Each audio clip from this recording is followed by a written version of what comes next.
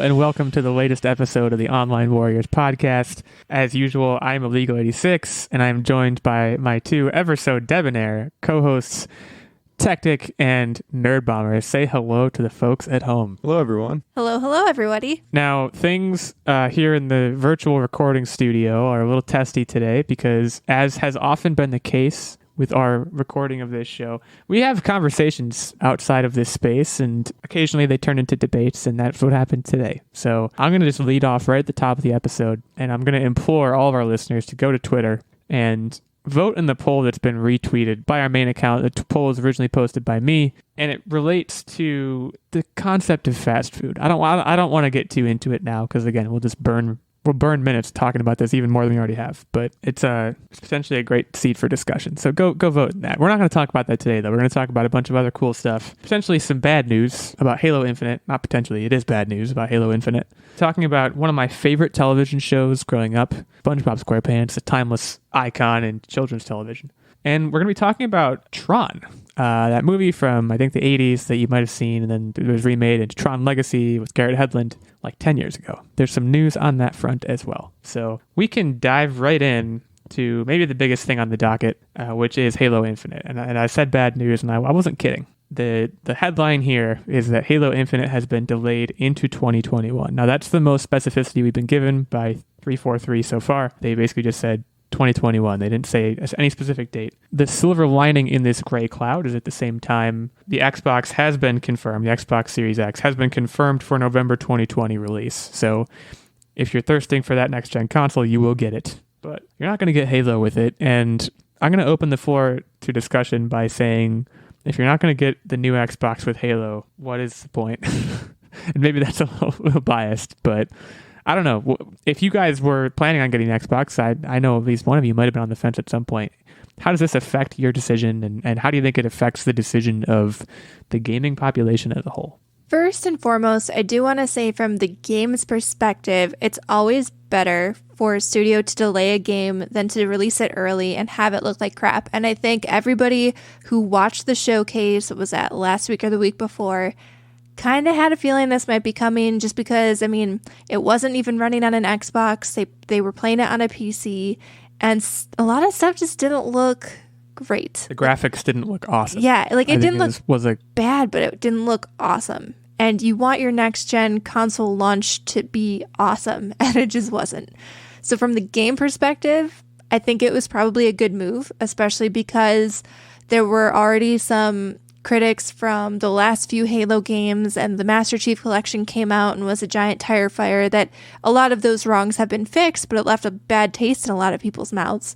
So I think from the game, it's a good move. But I don't know, I think it's terrible from a console launch perspective because there's nothing else launching. I think Xbox, a lot of the PR accounts and a lot of their executives have come out and tweeted Scorn and the Medium will be launch exclusives. But both of those are not gigantic titles. Neither of those are having me run out and buy a console today. And then the other thing they're touting is that thousands of games will be available to play, but all of those games are still available to play on my Xbox One. So why am I buying a new console? It's just, it seems like it's not a very strong position to launch a console from.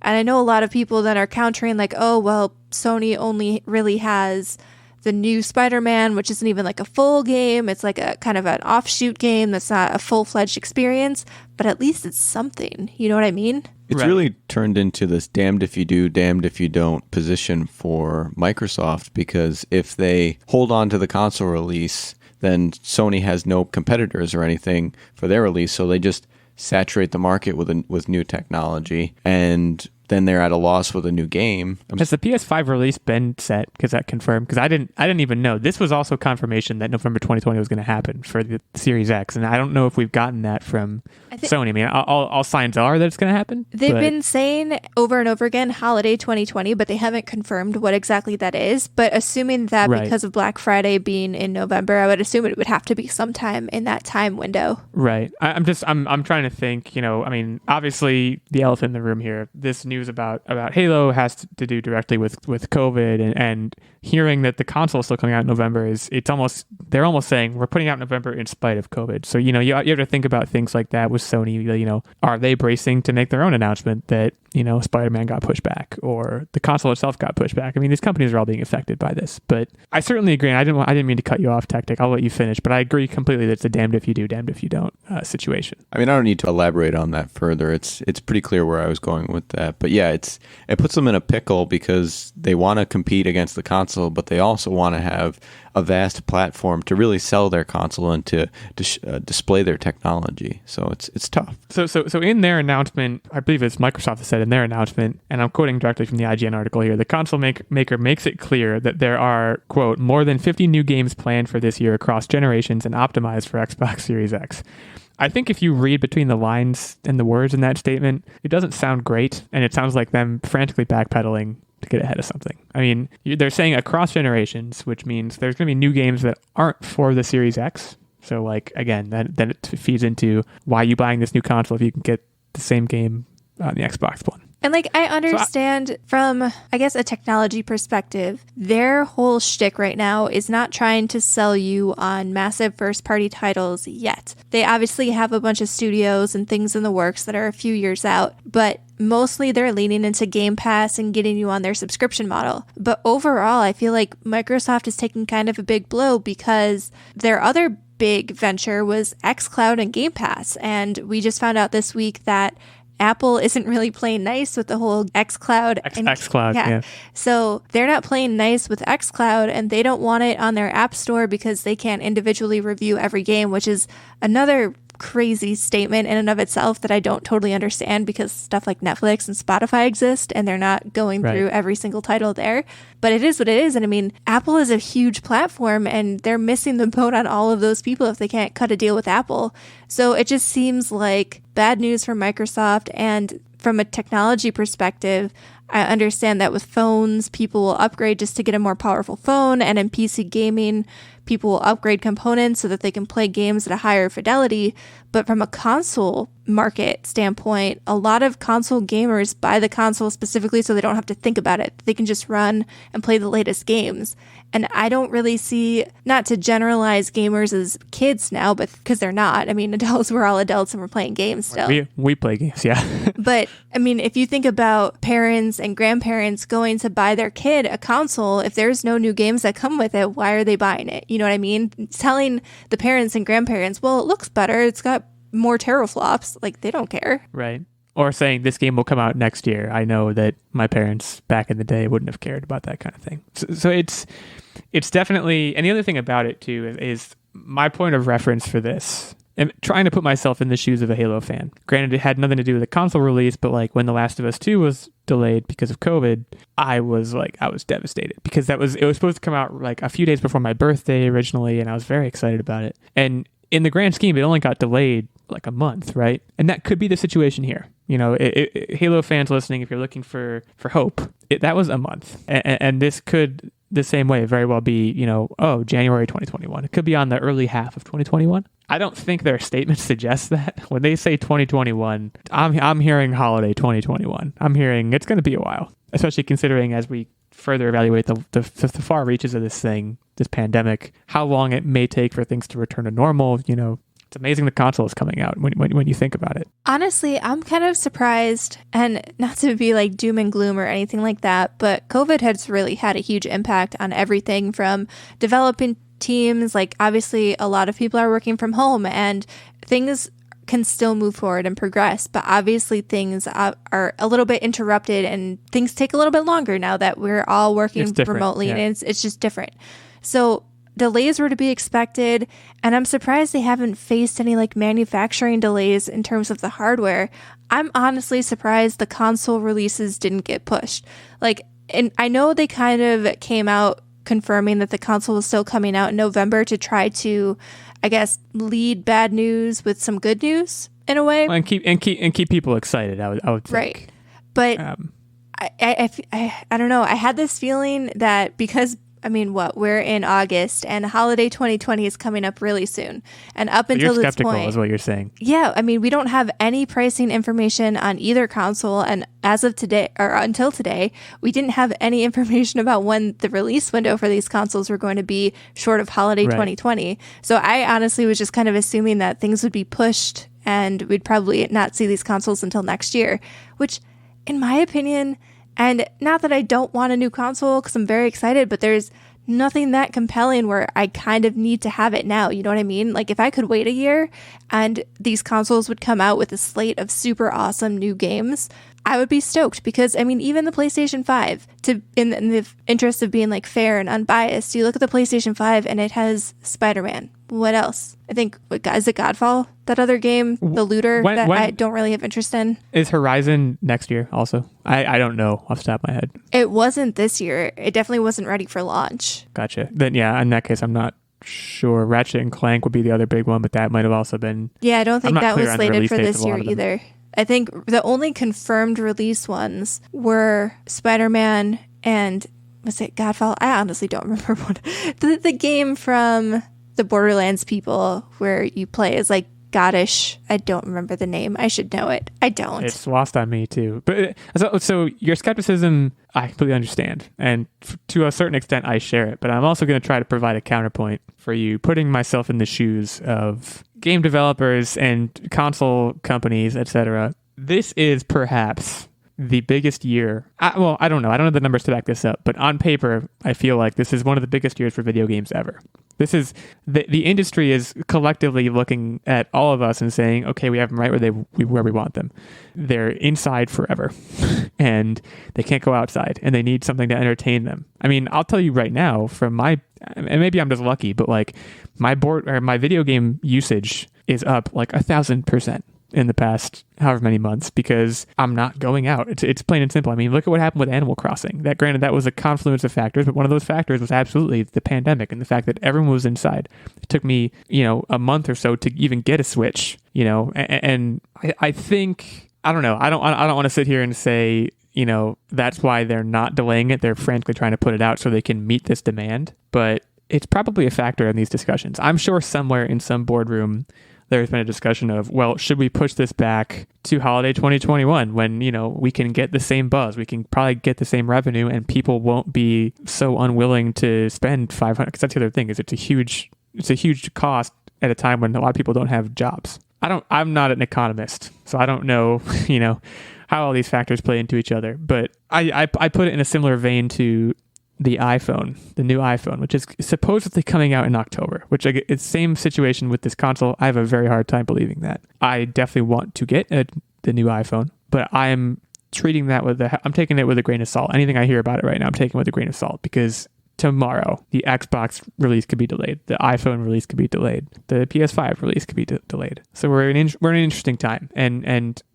it may even soften the blow of the Halo news as we move forward and more things are pushed back, because it probably will happen. They have the unlucky position of A, being a AAA title, and B, being the people who have to, I think, announce first that this is a release title and it's being pushed back. They may not be the last. In fact, I would guess they won't be. The really interesting thing to me is that both of these companies, both Sony and Microsoft, they still keep saying that they have more showcases, well, not necessarily showcases, but like announcement shows in the hopper. And so maybe they can salvage this somehow. Maybe they were holding back some titles, because I know one of the major caveats for a lot of what they showed in the last Microsoft showcase was that it had to be available on Game Pass, and a lot of them had to have smart delivery. And I'm kind of wondering, like, maybe are there some exclusives that won't be coming to Game Pass that aren't necessarily first party games, but they've been holding it back or whatever, just to show that in a different announcement down the line, because I think they kind of need something. Yeah, but doesn't it also kind of feel like a psychological thing? Like, hey, please don't lose hope on us. Please still want an Xbox. Right. They don't want to seem desperate at the same time, I think is what you're saying. I don't know. This is all, obviously this is one of many ways in which we're living in an unprecedented time. Throw it on the pile. I can't imagine, this sort of thing didn't happen with the PS4 and the Xbox One launches, as far as I remember. So It just feels like a very, very weak console launch. And again, and I know I've said this in several episodes now, but they weren't giving me many reasons to buy the console on day one as it is. And especially with all of their consumer-friendly practices, which from a consumer standpoint is amazing. Like, I love the fact that I don't necessarily have to buy the new Xbox to play new games for the next couple of years, but I'm not going to buy the hardware, and especially not now. And I know Halo was also available on the Xbox One, so it's not like it was this major thing that I had to go out and buy the Series X to play it. But now I have like no reason to buy it day one. Yeah. I mean, if you're going to buy this hardware, which by the way, not to harp on this, but like it's going to cost $500 or $600, right? So you're making a huge investment. You want a game that just came out, and you want a game that's optimized for that hardware. You want to be able to put that game in and say, wow, this is what I paid for. And to my mind, Halo is Xbox's answer to that question. And it's really the main one and perhaps the only one. And to not be getting that is a blow for sure. But we'll see. I mean, like you said, Nerdbomber, we're in August now, and it's only a short couple of months to November, and a lot of stuff will happen between now and then. Hopefully good stuff, but it remains to be seen. So Halo pushed back, Xbox Series X right on schedule. Rejoice in that, I suppose. We're going to move on now to, I might have even undersold before just how important SpongeBob is to me, both as a character and as a television show. This hit me right. I think we had a quiz about SpongeBob at one point, or it was about Nickelodeon. SpongeBob came up. It debuted in like 1998. I would have been 6 years old, and I kind of rode that train all through childhood and adolescence, and got so many laughs out of it. And we're hearing now about a number of spinoffs actually, but I didn't know. But the latest one is perhaps more high profile than the others. It's a Patrick Star spinoff series. Now, you all know Patrick Star. This isn't the Krusty Krab. This is Patrick. You know, the classic telephone joke. One of my favorite jokes on the show. He's going to get a show called The Patrick Star Show.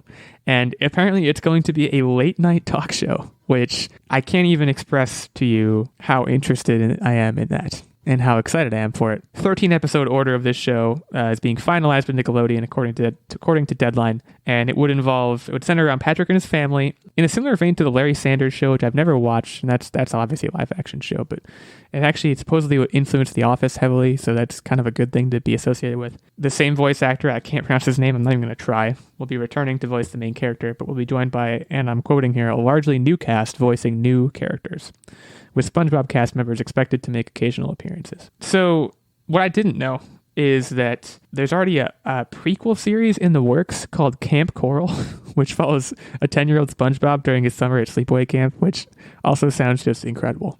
To be a child at this point, I mean, I don't know if I could certainly get away with watching SpongeBob reruns. I don't know if I could get away with watching a brand new SpongeBob show. Here's the I would thing. love to. I don't think you can get away with the prequel, but the Patrick Star Show feels like it's geared more towards the kids that were watching it, now adults people. Because, I mean, what kid really wants to just watch a talk show? I don't think it'll have that, right. and maybe it will, that slapsticky, attention-grabbing humor that we know and love in SpongeBob. I think it's going to be more just, hey, this is Patrick Star, this is his family, and some of the ironic situations that he puts himself in. And we're going to find that much more hilarious than the kids possibly watching it. I was kind of hoping that it would be like something where they managed to get guests and like cartoonize them and just have like Patrick Star be the host. Like, wouldn't that be awesome? I would watch the crap out of that. Like, one, and I haven't watched much of this, but like,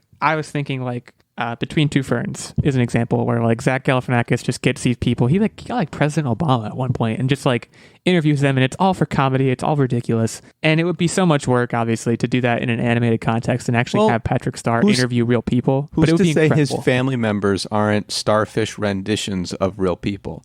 I mean, there's so much potential that all of these things that we're saying could be already planned and slotted for the show. Who knows? His uncle could be Bill Nye the Science Star, for all we know.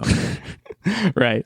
Might be some copyright issues there. But yeah, so it's interesting. I mean, I actually, it's kind of a weird thing to admit, but like, and I don't have cable, so like I don't watch late night talk shows, but like the clips that get, the way late night talk shows have been revitalized in the past few years, maybe the past decade more like, has been fascinating to me. Because I would never watch them, but now they have all these things that are kind of designed to go viral, right? And end up on YouTube, and you watch guests play games with one another. And I love it. I have to admit, I love watching like YouTube clips of late night talk shows. Not so much now because talk shows are kind of changing completely with the pandemic again. But like, I love watching Conan clips. I love watching Jimmy Fallon clips. If I care about the person who's on and if I care about what they're doing, they have some fun games and stuff. And I would love for a Patrick Star show that did the same thing. And granted, that would be pretty much impossible. But nonetheless, I still love the concept for what it is. And I definitely don't agree. know. Like it's hard because like I think when I look at Nickelodeon now, maybe not so much now, but a few years ago when I was still living at home and I had a little sister who would watch Nickelodeon, I hated what it had become. Like it seems to be so driven now around like Dan Schneider's shows like iCarly and like all these shows where like there's teenagers, but like they act like adults. They're all they all have snappy comments and there's no parents. They go to school to be actors and it's a boarding school, and they all are in love with each other. And it's like, all right, I mean, but where's SpongeBob? Like, it's, like I don't want to sit here and be grouchy and be like, wow, man, Nickelodeon has become a shell of itself. But I feel like it might have. Like it certainly changed, and I would love to see it get back to old form. And maybe I'm wrong. Maybe it hasn't left. No, form you're at all. absolutely right. All of the stations we watched as kids. I mean, those of you who remember Teen Titans and its glory days, that show is still running, but it's become garbage. And a lot of these different networks are realizing that, and they're reverting back to the old style, the old comedy, the old animation, because that was really the golden age of Cartoon Network, Nickelodeon, and all these different stations. Right. Well, and I think it's moderation too, right? Because like back when I was watching Nickelodeon, we had SpongeBob and we had Hey Arnold and we had Rugrats and all that, but we also had like the Amanda Show and like Drake and Josh and like shows that were in that Dan Schneider vein. And for what those were, they were pretty good. But like now I sense that the programming on Nickelodeon specifically has become so centered around live action sitcoms for kids kind of things. And that's not, what about Fairly Odd Parents? Like that show was good too. Like animation in general, I feel like, and again, maybe incorrectly, I feel like it took a back seat and it needs to come back. It's actually, and it's interesting too, because when you look at, our generation and like, as we grew up, Family Guy became wildly popular. And like, adult cartoons have always had their place, but I feel like now more than ever, you have American Dad, you have Rick and Morty, you have, at one point you had the Cleveland Show. Like there were all these adult cartoons that maybe I just wasn't aware of before, but it seemed like it became more popular again in the past decade or so. I feel maybe like animation just grew up with us. One of the transitions I feel like is probably due to the prevalence of YouTube and stuff like TikTok and Instagram, because that's a lot of what kids watch now. We were all watching cable TV, but especially as more people are cutting the cable and just slapping their kids in front of an iPad, right or wrong, they have access to YouTube and stuff instead. And a lot of that content is just live action stuff. So the best way to kind of mimic and attract that audience is to try to make a show that's a little bit more mature in the vein of a lot of the YouTube content that they're consuming. Because, I mean, you think about it, a lot of these kids, they watch streamers, they watch vloggers, you know what I mean? And look at how big TikTok became. We just talked about that last week. And a lot of TikTok is just watching real people doing either crazy wacky dances or DIY stuff or just talking to the camera and making funny videos. So I feel like a lot of the kids networks are trying to capture that, because I don't think cartoons are in some of these kids' vocabulary in terms of entertainment, because that's not what they're getting on YouTube and all of the different apps that we have. It's too zany. Like it's, and I realized as you were talking, and it's not, I was doing it too, but like we're aging ourselves horribly in this segment. Like we're talking about like what happened to Nickelodeon, and then you're like, yeah, well, it's that dang YouTube, and I was like, oh boy, like, we sound like we're like in our 60s. We're not. We're hip, young, and cool people. Don't worry. I'm pretty much the same way though. Half of the stuff that I consume, like, yes, I watch a lot of streaming shows, but a lot of my day I'm scrolling on my phone and I'm watching stupid YouTube videos or looking at Twitch streams. So that's just, I think that's the way that content is moving. Even like scripted television, especially like, think about Netflix. You look at Netflix and it started, Netflix originals were all scripted shows, and look at how big things like Love is Blind became. It's just, that show is a phenomenon. I mean, it's changing. Things are changing away from scripted. We saw it on network television, and now I think we're just seeing it in entertainment as a whole. I think the only thing that's really quote unquote sacred so far is movies, because I've yet to see anyone make a reality show movie. Please, nobody take that idea and run with it, because I don't want film and cinema to go that way. Remember when I watched Love is Blind and talked about it on the podcast, and then like you grumbled about it, and then you like watched the whole thing in a day? For the record, I still grumbled. I had an adult snow day, and then I just got sucked in. It was so bad. I remember like the day after we recorded that episode, you were like texting me about Carlton, and I was like, we got her, folks. Like she's fully reeled into this show. I think I finished the show before you even did, because you were like, I still like Carlton. And I was like, just wait. He's a douche. You absolutely laughed me. Yeah, spoiler alert. Carlton's a douche if you're watching that show. We should get back on topic with Patrick Star, the star of the show, truly. I want to go around the table before we go to our break. What's your favorite, either your favorite SpongeBob episode or your favorite Patrick Star moment? Because there's so many. I think my favorite SpongeBob episode of all time, I might have mentioned this on the show before too. So this could be like Online Warriors trivia at this point. The episode of SpongeBob where they have to paint Mr. Krabs' house and they get a spot of paint on his first dollar is like the greatest episode of television I think I've ever seen. No, I disagree. I laughed the entire time. It's okay to disagree, because I'm sure whatever you're about to say is better or as good or whatever. You know, it's a great show. But what you sound like you have an idea. Absolutely. Best episode by far is when they delivered the first Krusty Krab pizza.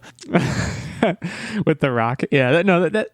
But that's the thing. There's so many. Like, what about the one where they sell chocolate? Like, there's so many, and they're so like they're just like these little plots that like they're 15 minutes. You can describe them in one sentence, and you can do one word with that one. I love the arena episode where he plays the mock Super Bowl. That is. So yeah. Sweet, the Bubble Bowl. Yeah. Sweet victory. And then we got teased. We talked about that on the podcast too, when they were teasing that SpongeBob was going to be at the Super Bowl halftime show, and then they like barely had him there at all, and I was really mad about it. I was so sad. I really thought that they were going to bring SpongeBob out in full form. So sad. Because he's real. Cultural icon. He's a real, yeah. Hey, he's a real. You can put someone in a SpongeBob suit and bring him on stage. That's what I wanted. That's what I was expecting, and that's not what I got. Everyone else lip holographs syncs anyway. Right, exactly. We want to hear from you guys, if you're SpongeBob fans, or even if you're not. First of all, SpongeBob, I believe, is on Amazon Prime. Do yourself a favor, and some of the comedic material in there is truly gold. And if you have watched, we want to hear from you on Twitter. What is your favorite SpongeBob episode? Or like I said, what's your favorite Patrick Star moment? This is Patrick Star's moment here. He's getting his own show. You know, I mentioned, no, this isn't the Krusty Krab, this is Patrick, but what's your favorite? Oh, favorite Patrick Star is the String in the Box episode. String in the Box is good. I like where SpongeBob goes to visit Sandy and Patrick tells him how to be fancy, and it's just to put your pinky up when you're drinking when you're drinking tea or whatever. Oh man. You know, I'm basic. I just like, no, this is Patrick. That was probably a terrible impression, but that's just my favorite. I thought that was pretty good. Or when they're attacked by the sandworm and Patrick's like, why don't we just take the whole town and move it somewhere else? But they do it. Oh, man, that's such a good show, guys. So, yeah, on Twitter, what's your favorite SpongeBob moment? We have at Online Warriors 1, our main account. I'm at OW-Leagle86. We have at OW Nerdbomber, at OW Techtic. Head on over there. Talk to us. We'd love to talk to you. Vote in that poll I mentioned earlier, too. Very important. We're looking for a lot of data there. In general, just come chat with us. For right now, we're gonna move on from SpongeBob, as hard as it is, and move to our next topic, which is Tron, but we're gonna first take a short break. Before we do that, we would also love to shout out our fantastic Patreon producer, Mr. Ben Checkness. If you've been listening to the show at all, you've heard Ben's name many times by now, and for good reason. Ben supports us at the night level on Patreon. He is one of our producers. And as a result, he gets a shout out in every episode. He gets input into our weekly game segment. He gets the occasional guest spot, which is coming up once again. Ben, be on the lookout for that. He also gets, of course, access to the monthly secret segment and the monthly vlog. So be a knight like Ben. Join the royal cause, so to speak. We'll put a sword over your shoulder and do that whole thing. It's really cool. It's a whole ceremony. If you don't want to be a knight because you're afraid we'll use the sword and cut your arm or something, you can be a squire. I don't really know what a squire is relative to a knight, but it's not as good, but it's still pretty good. It gets you access to the monthly secret segment and vlog, or you could be the lowly page, which, as far as I know, is lowly. That's like, I don't want to say it's peon level, but it's down there.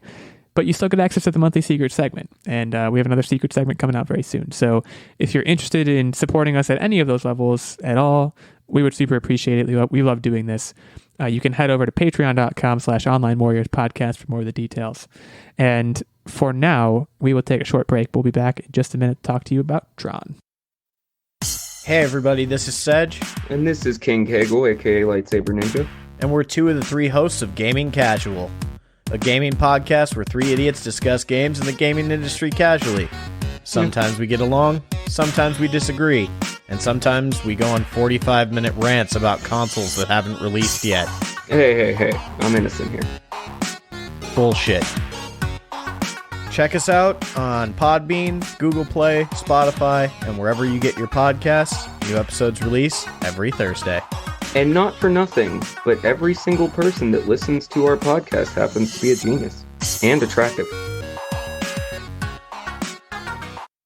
Okay, we're back to talk about Tron, and we'll talk about Tron, specifically Tron 3, which I have to be honest, I had to preface this entire discussion. I have not seen the original Tron. I know it's like a nerd phenomenon, right? Guy gets trapped in a video game, essentially. I have seen Tron Legacy, which came out, had to be 2007 or so, somewhere in that time, where a guy gets trapped in a video game. I kind of liked Tron Legacy. I don't remember being like insanely into it, but Tron 3 has apparently been in the works for many years, probably since Tron Legacy came out. And this is all Disney, by the way. This is a Disney property. I believe it was too with Tron Legacy. They have a new director for Tron 3. It's seeming like it might exit what might have been development hell. Garth Davis, the director of Lion, which I've never seen but I've heard a lot of good things about, has been tapped to helm Tron 3, and the star of this movie is perhaps the most Tron person I can think of, Jared Leto. And I have a lot of opinions on Jared Leto. But did you just make that? Was that a sensual noise? No, that was like a not happy. It came across as like a. Sorry, no, the opposite. maybe a little uncomfortable, honestly. Sorry, definitely the opposite. I have nothing against Jared Leto. I just don't. Every movie that I've seen him in, I just walk away and I'm like, that was bizarre. Well, and I think a lot of our female listeners would probably make a noise like what I think you made about Jared Leto, because like he's got those baby blue eyes and that just general good lookingness about him. Remember something about him creeps me out. I'm sorry. Well, we did a secret segment. It might have been our first secret segment like ever for the podcast. It was a long time ago. We talked about we rated fashion looks at the Met Gala, right? Which like talk about something that's not in our wheelhouse at all. But that was the Met Gala where he was carrying a handbag that was just his head. You remember this? Yeah. Oh, that was weird. He's such a weird dude. Like we're all into some like guy. Very geeky, nerdy stuff, but like I would never, I don't think, carry my head around to a major award like that. I don't know. Carrying his own head. I mean, it's not really an award, right? It's supposed to be like experimental fashions, but like that might have been too experimental, Jared. What exactly? What is the Met Gala? Because I don't know. I don't know. You get asked to come if you're like hot, and then designers design clothes for you that are usually very true. I was never asked to go. Well, hot and listen, don't get me wrong, you're a pretty high profile guy, but I don't know if you're high profile enough to get, it's a pretty exclusive event. In any case, Jared Leto, also the frontman of 30 Seconds to Mars, also in Dallas Buyers Club. That's like my main point of reference for Jared Leto is he was in Dallas Buyers Club. He was Oscar nominated for that. He was pretty good. He played, I think, a transgender prostitute. I watched the movie a while ago. It's a very good movie. But so a lot of people, yeah, go ahead. I'm going to jump in and put my perspective on Tron, just to veer back on course. Get us back. I'm sorry, I keep talking about Jared Leto. So I think this movie could be successful. I think he could be a really good star of the show if they take the movie from the perspective of a corrupted person of power, so like a bad guy, because the Joker didn't do well in Suicide Squad, but he does have this quirky, diabolical personality that he can really take advantage of in these roles that I think would put a new quote-unquote heroic perspective on Tron, because that's the, and when I say heroic in quotes, I really mean villainous perspective, because anti-heroic, perhaps. Because they've always taken the righteous hero's perspective, and that's been beat to death really in the first one and the second one. To get this new perspective would be something fresh, something new, and he'd be the guy to do something strange and out there, in my opinion. I also think Jared Leto, like, if you ask me, does he look like a hero or a villain? He looks like a villain. Absolutely. I don't know. He's too slender. I don't know if he's too slender. I don't know if that's what I would have said. But I don't know if slender is like one of the things on bad, the list yeah. of what classifies you as a villain. No, it is. What? we shouldn't be When you demonizing think- slenderness on the podcast. There's a certain body type with the hero cast, and the villain is the slender profile. I disagree wholeheartedly, but okay. What about, I feel like I could name a billion examples, but I don't have that kind of time. Spider-Man is slender. Right. But he's And also Doc kind Ock's of like pudgy. beefy. Like he rocks the V profile. The V profile. Please elaborate. I need to know what this means. You go lats down to the waist. Yeah. His upper torso is shaped like a V, I think is what he's... Okay. It's the general implication. What Whereas about villains, lats do not exist. in something like The Incredibles? I want to call him Mr. Freeze, but that's not his name.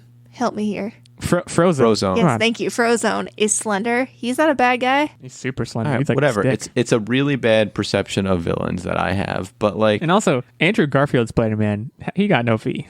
That's a stick boy. Right That's a there. stick- And I say that as a stick boy myself. But- that's a stick boy. in general, he just has something about his body type to me, and it's not just his face, just screams villain. It's the way he carries himself, in my opinion. He always has that like kind of just creepy aura about him. And I think that's why his Joker didn't hit. It's not like regular creepy. I can't even really put my finger on it. It's just like To me, it's a out I'm there. better than you vibe. That's like that. When I look at Jared Leto, I see a person who is just looking at me saying, I know. I "I'm think you're better both than wrong. you in every way." It's a menacing vibe is what you're looking for, because If you have any Jared Leto fans in our audience, they have clicked away by now, and it's been. But few minutes menacing since they isn't did. bad, right? It's got this deviousness to it. It's got this little touch of clever and witty to it. Menacing isn't necessarily bad, but it's synonymous with the villain. So I'll grant some color to this. I'm quoting from an IGN article now. Word of a Leto-driven Tron movie first surfaced in 2017, so 3 years ago, indicating that the movie would be a franchise reboot rather than a sequel to Legacy. So no Garrett Hedlund, no Olivia Wilde, just straight up new characters. Leto is reportedly playing a new character named Ares. That's all it really says. It doesn't say like whether he's a good guy or bad guy kind of thing. See, the thing that interests me here with what you just read is this is going to be a Disney franchise, and obviously that means more than one movie probably with this Yeah, they got reboot. 6 of these lined up. I just can't see Jared Leto sticking around this project that long. He's flighty. If Yeah. you just look at him, you can tell.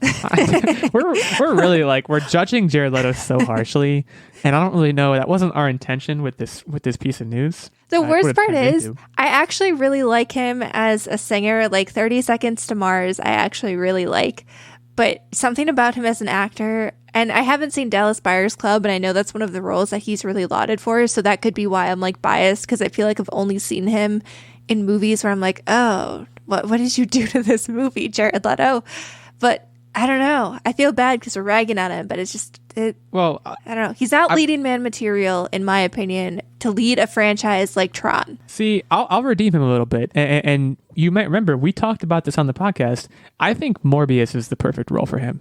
I think they nailed it with that. I think they're like, okay, what does Jared Leto look like? Creepy kind of evil vampire doctor man. And I was like, yeah, like it's so believable. You remember this? We talked about this. Yeah. We Oh, talked yeah, about this spot trailer on. the I air. absolutely agree with you there. 2021 film that's coming out. Jared Leto fans rejoice. But that's what my point is. He's the redeemable anti-hero or potentially the villain Yeah.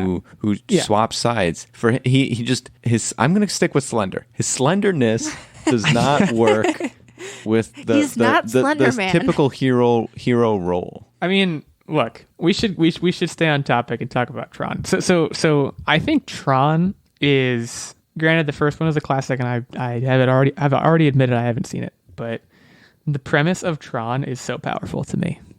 Stuck in a video game. It's the best premises are ones that can be summarized in less than a sentence, and like kind of like SpongeBob episodes, actually, to bring it full circle. But this is, I mean, there's so much you can do, right? And there's so much visually and aesthetically, like Tron Legacy, in as much as the plot didn't wow me, visually it was so cool. And the soundtrack was Daft Punk did the soundtrack. Like the aesthetic was so strong. And if they can grab hold of that again, either in the same way or in a different, even better way, I mean, it'd be really cool. even beyond just like the bikes, right? They pulled out all the stops. They had the Right. the disc rings, the bikes. They even had like 4-wheeler type bikes.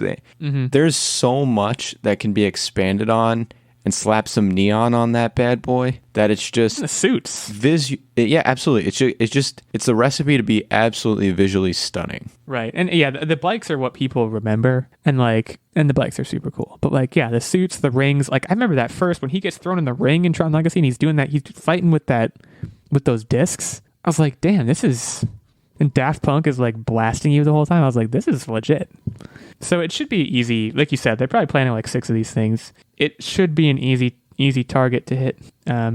It's apparently reported, Deadline reports this would be Garth Davis's first tentpole movie. He's not known for big budget projects, but apparently he aggressively pursued the job, winning over executives. I mean, if you're passionate about this, if you've seen, there's only 2 movies for this, right? So it's not like it's not like Marvel, right? Where if you want to be a part of this, you have to do so much research and like know the characters inside out, read the comic books, watch other movies and like TV shows from back. It's just, there's 2 movies. If you know that, you know the universe at the extent that it exists now. But there's so much potential.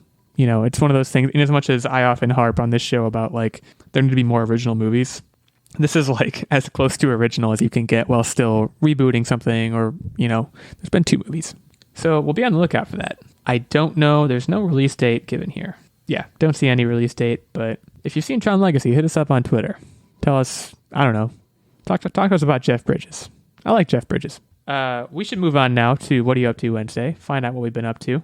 I'm going to start because I have a bone to pick, so to speak.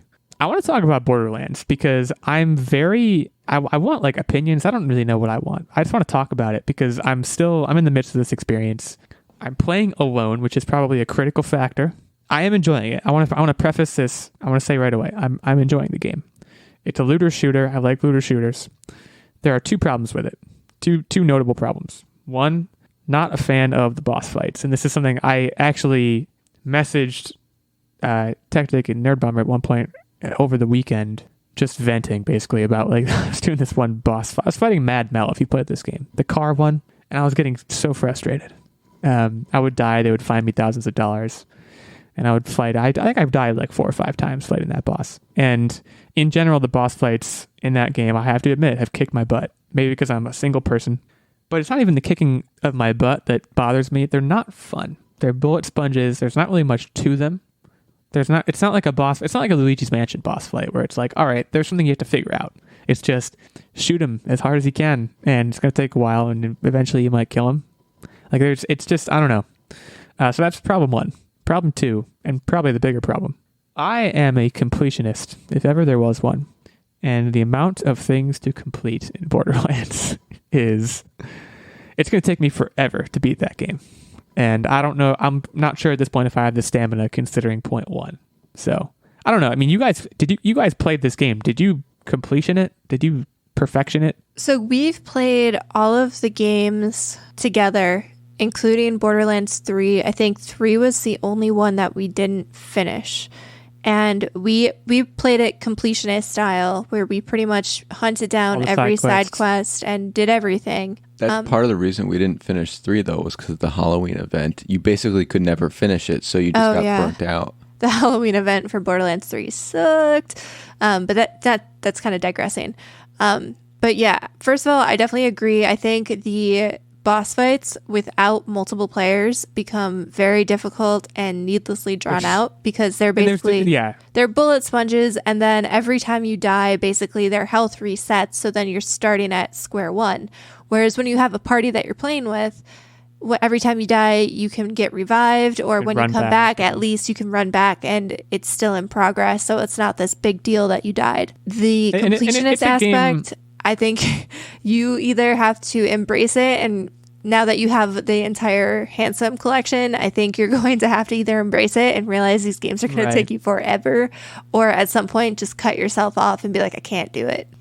My current plan, I am embracing it. I'm doing every side quest, but I think when I finish the first one, I'm going to take a break. Like that's because I have Burnout Paradise Remastered on the back burner. I also have Everspace that I haven't played much of. So like I have games stacking up. But yeah, I know too. I'm sure everyone listening is like, well, yeah, if you're playing it by yourself, you idiot. Like, of course it's not going to be great. Borderlands is inherently designed to be a co-op experience. But look, we're not all afforded that luxury. I have a life partner who doesn't care for shooters, and I still like her. But yeah, I guess it's too much to say I'm struggling through that because I'm not. But I'm grappling with a little bit with like, am I going to finish this? You know, boss fight. It's really when I hit a boss fight, I'm like, man, is this even worth it? Because otherwise, without outside the bosses, it's a great game. I'm really into it. Now The you're playing progression on the system seems Switch, tight. right? Yeah. So does the Switch version have the option to matchmake online? I have no idea. Frankly, that's not something I would do anyways. I don't. Stranger danger. Well, right, but I mean, you don't have to talk to them, and then you can get through your boss fight and then kick them out of your game and go on your merry way. Yeah, but that seems mean. You do what you gotta do. It's a dog-eat-dog world out there. Right. It's Pandora. You know, everyone's out for themselves. So yeah, I'm grappling with that a little bit. The other thing I wanted to mention, and I'm trying to remember if I mentioned this last week, because I've been watching it for more than a week now. Dark on Netflix. Did I talk about this last week? You did, Dark. yeah. How's it going? I'm in season 2 now, and oh my god! I mean that show. Listen, do not try it unless you're like, man, I want to really think about the show I'm watching. Like it's very like it's a full brain experience. It is like it's time travel. That's not really a spoiler. You find that out in like episode 1. It's not only time travel, but it's like time loops, and characters traverse the loops in different ways, and it's just like. The end of season 1, I had to the credits rolled, and I was like, all right, I have to get on Google and like look up like a tutorial article about like what did I just watch, which that's not the kind of person I typically am, but it's very good. I want to be clear, it's very good, but it's if you decide to watch it, like get ready for that kind of experience. Other than that, that's it for me. Techtic, you might like this. I replaced the doorknob this week. Good for you. It's like a Proud very of you. Techtic thing. Yeah, I was proud of myself too. I got to replace a doorknob myself this weekend. It wasn't that hard, so don't worry too much. It was actually weird. I was outside on my porch and I was reading an Agatha Christie book. Finished it, by the way. It was all right. Went to go back inside. The door was unlocked. I don't know if you've experienced this. The latch basically froze. So like I was turning the handle and the handle was turning a reasonable amount and the door was not locked. But the latch inside the handle wasn't responding to the handle movements. So I had to go around to the front door of my house, go in, figure out, okay, no, the door is not locked, and it just won't open. The mechanism sheared then inside. Something I was looking at it. Honestly, it took us forever to get the thing off because we couldn't open the door. And we had to take the doorknob off, and then we had to get the latch out without taking the. Through. Yeah, we had to take the latch, get the latch to unlatch from the door, which we had already determined was not possible, but the door was closed, so we couldn't get the latch out. So we had to like jimmy it with a screwdriver. It's actually a whole process. Home improvement, man. That is the one thing though. You know how we finally figured out how to do it? If you have any home improvement project that you want to do, if you go on YouTube and like Google and search like doorknob latch frozen to door, like the first result is like, yeah, just do this. It's like we're living in an amazing age of information. And I'm sure you already knew that, but YouTube is the homeowner's best friend. It really is.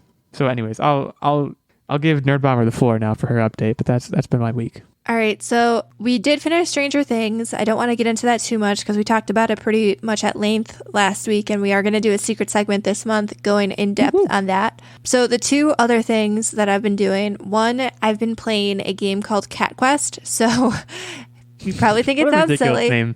It really is. It's the name is silly. I don't know if the game is. Well, okay, so there was a bundle. There's two of these games, actually, Cat Quest 1 and Cat Quest 2. And I was desperately waiting because if you buy each game individually, digitally, it was like $20 for each one. But there was a bundle for the Switch, and you got both of them on one cart for $20. So I pre-ordered it. It came in the mail, and I started playing it. And essentially, you are a cat. It's kind of like a top-down. It's like a sprite-based game. It's pretty much 2D-ish, and it's more or less a button masher, but you're basically this cat, and you discover that you have powers to fight dragons because the land that you live in is kind of like feudal times, and there's a bad guy who comes and unleashes dragons on the world. So you find out that you are a dragon blood, which means you have all of these fancy magical powers. You can like spray fire at people and lightning and freeze people and all that fun stuff. Cat. I want to clarify. You're a cat with dragon's blood. Absolutely. It's amazing. So you're Okay, basically continue. this cat knight, and you're dropped onto the map, and basically the entire game... You're a knight. Pronouncing the K. The entire game, you're basically traversing this map. It's basically you're walking around an atlas, and there's little villages that you go to, and you get certain quests, and you're fighting all of these different monsters and going into caves, and you basically have to take down dragons and eventually find the bad guy and take him down. So I would say... Go You ahead. said multiple quests. Which one would you say is the cat quest, or are they all cat quests? They're all cat quests. Wow. But I mean, the entire game, it's kind of ridiculous. It's a lot of fun. Like, it's a very simple game. Don't get me wrong. Like, there's basically the entire combat system is a little bit of button mashing and some dodging, because you can basically see when your enemies are going to come at you and you can just dodge. And it's very simple, very fun, and so many cat puns. Like, they're literally... Mountains are called mountains, and in every single piece of dialogue there is some form of cat pun, and it's phenomenal. It's, like I said, it's a very simple game. It kind of reminds me of almost like an old school Zelda adventure, but very like watered down a little bit, much more simplistic. But if you like cats and you like cat puns, Cat Quest. I'm very excited for the second one when I finish the first, because it's co-op, and then they introduce dogs, and so I can play with Techtic, and he can be the dog, and I can be the cat, and we can go romp and have furry adventures, and I'm so pumped about it. We're not going to have furry adventures. Get your mind out of the gutter. Oh God, I didn't even think about Good that. Lord. Wow. Well, that was a lot to process. Sounds great. Would you recommend it for non-cat people? I mean, if you Yeah, okay. if you hate cats, no. If you're just like a regular person who doesn't mind cats, it's super cute. So yes, I would. Like, I have a dog. I'm not like a cat person. Like, I grew up with cats, but I have a dog now. I'm not like screaming from the rooftops about cats, but I find it cute and it's adorable and fun. So I have a cat and a dog, so I'm equal opportunity, but it sounds like I Cat also- Quest 2 would be perfect for your household. I don't know if I like cats enough to design an entire game. Like I said, it feels complete with puns around cats. it feels like a very watered down Zelda with cats as the main characters. It's great. I love it. There you have it. The second thing that I wanted to talk about is I'm pretty much almost done with the Sleeping Giant trilogy of books, and it feels a lot like Iron Giant meets, oh man, I'm trying to think of something. Iron Giant meets, if you read World War Z, I'm not talking about the movie or the game, but the way that the book is formatted, it's very like, it's all of the chapters are kind of like either reports out of a newspaper or interview transcripts between people. So it's written in that style, but basically they find giant robot components scattered throughout Earth, and the scientist figures out how to assemble this giant robot and how to locate them around the world. And it turns out to be like a big alien war robot.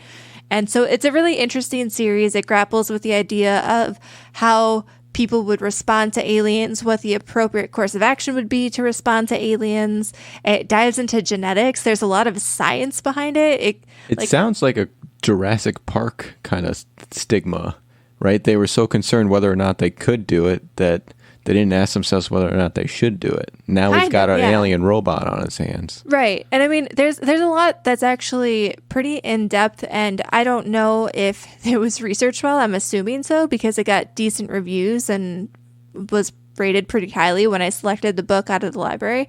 But it goes into linguistics, genetics, just a lot of really interesting things. So it's a good read. Like, they even interact with aliens at a certain point. So if you can get past the style of how it was written, like at first it was kind of jarring that I was basically writing a no-frills dialogue exchange for most of the chapters, which was a little weird because that's not what I'm used to.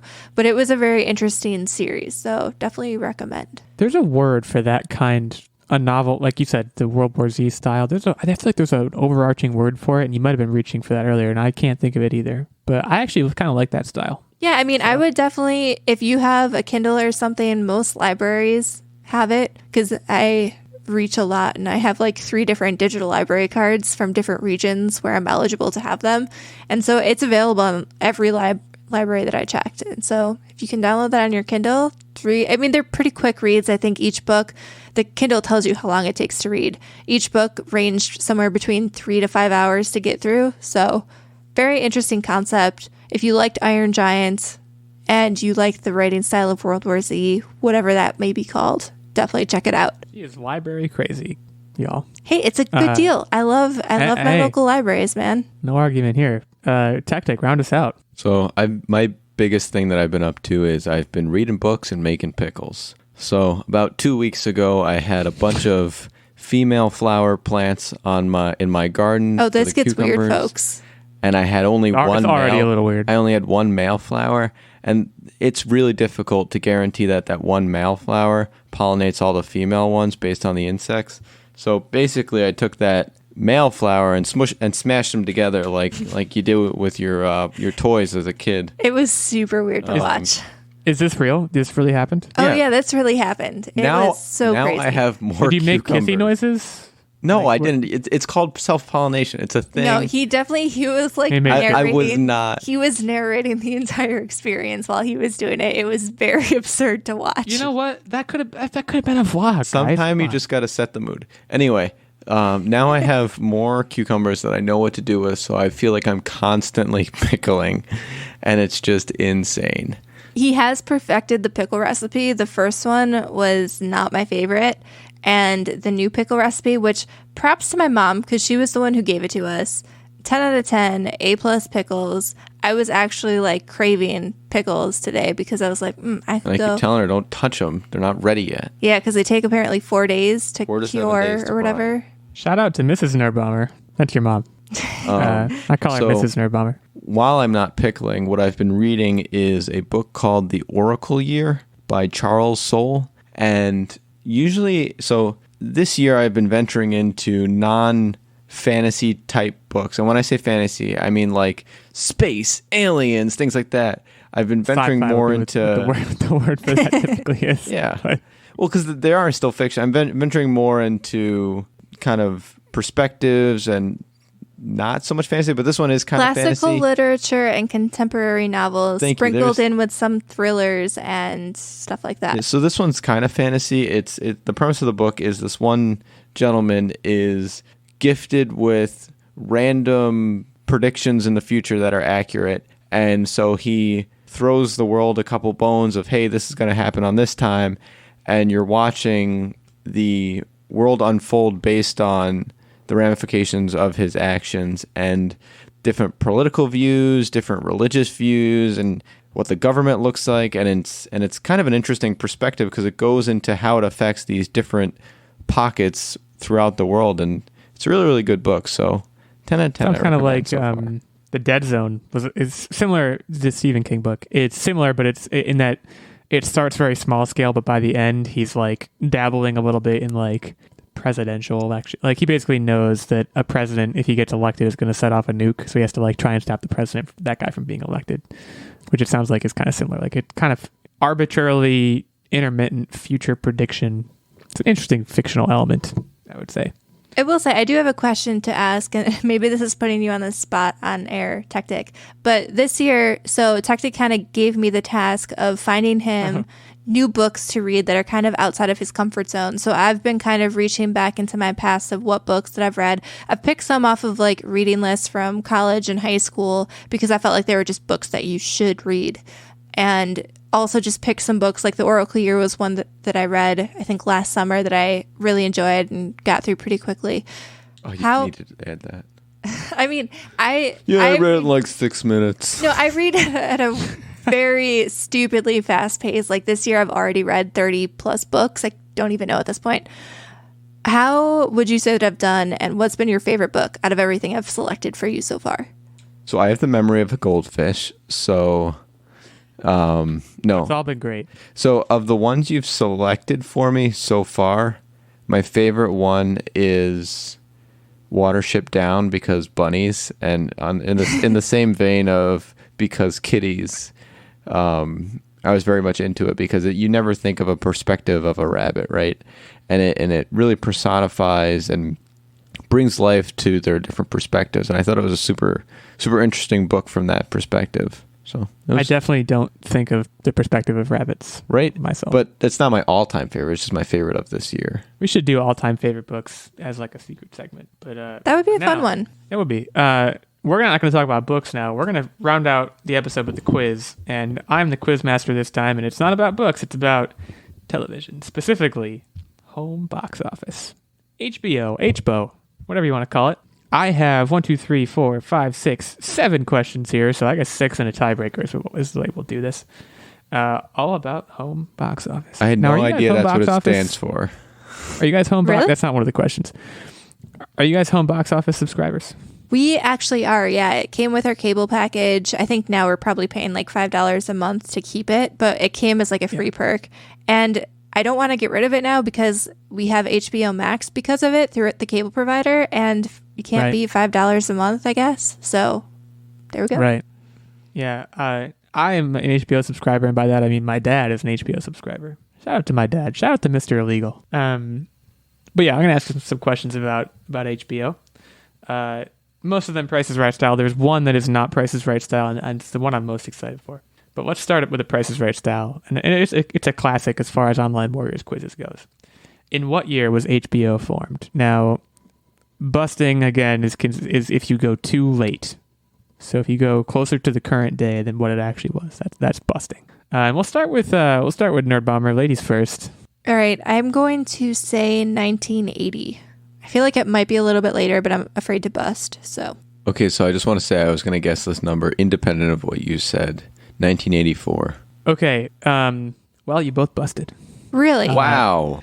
1972. Specifically November. Oh gosh, I have to click over to another tab. November 8th, 1972. The first program that was telecast on HBO was actually a National Hockey League game between the New York Rangers and the Vancouver Canucks. Okay, this is going to sound super naive of me, but when was TV invented? Well, I know TV was around, but was cable a thing? I thought people were still using antennas for the most part back then. Well, I don't have an answer for you, but based on the fact that HBO existed, I would certainly think that cable existed. Let's continue on. Let's get you guys some points. How many households were originally signed up for the debut of HBO? Again, this was in 1972. This was potentially this is a hint I'll give you. It was a small scale rollout. Its initial base of subscribers when they first clicked on November 8th, 1972. How many subscribers did they have? 276. Okay, I'm going to say 50. Okay, Techtic gets the point. 365. I don't know if that was one for every day of the year or what the system was. This was in Wilkes-Barre, Pennsylvania, where it was rolled out for reasons that actually related to the 76ers TV blackouts. But that's outside the scope of the quiz. Techtic gets a point. As of 2018, because that's the data that exists on Wikipedia, how many worldwide subscribers does HBO now have? And Nerdbomber, this is brother. Oh, boy. I literally have no idea. I'm going to do a shot in the dark and say 20 million households subscribe to HBO. I feel like it's probably more, especially after Game of Thrones, but 546 million. Okay. Well, Nerdbomber gets it, even though she wasn't even close. Techtic busted by a mile. 140 million is the answer. And I want to say, I'm trying to find it. I have 2 web pages open for this. Currently, I believe there are 30-something million in the U.S. So worldwide, there's 140 million. Yeah, I can't find the data, but on Wikipedia at least, 140 million worldwide. Let's do this one next. How long does the average HBO Now subscriber keep their subscription? It's tied, by the way. So, a lot on the line. And Nerdbomber's first this time, I believe. Okay. Wait, where are you? No, sorry. Techtic is first. Sorry, I got the order. Gotta get more time to think. 16 months, 17 days. Wow, that is very specific. 36 hours. I'm going to say 3 months at a time. However, I'm trying to think of how long like Game of Thrones seasons were. Okay, so are you sticking with 3 months or yeah. Are you okay. Techtic actually was very close. 18 months. Okay. Which I'm inclined to agree with you, Nerdbomber. I didn't think it would be that long. But I figured people, because HBO doesn't really have a lot of, they do have a lot of original content, but they like come in spurts. It's not like this constant rotation like Netflix. I feel like there's constantly something new, but with HBO, original content comes in very short seasons. So I figured people would just subscribe for a little bit and then kick off for a while. So, okay. Techtic has 2, Nerdbomber 1. It's still a very close game. Let's press on. So, back when HBO first began, for the first decade of its existence, it did not, in fact, provide 24-hour programming. For the first decade of its existence, how many hours a day would HBO spend on the air? This one is me. This is you, Nerdbomber. I feel like it probably had an hour of naughty time after midnight and then clicked off around like 1 o'clock a.m. So, that being said, I'm assuming it probably went back on around 9. I don't know how many hours that is. I should have thought this through. Screw it, 14 hours. Okay. I think it's a 5 to 9.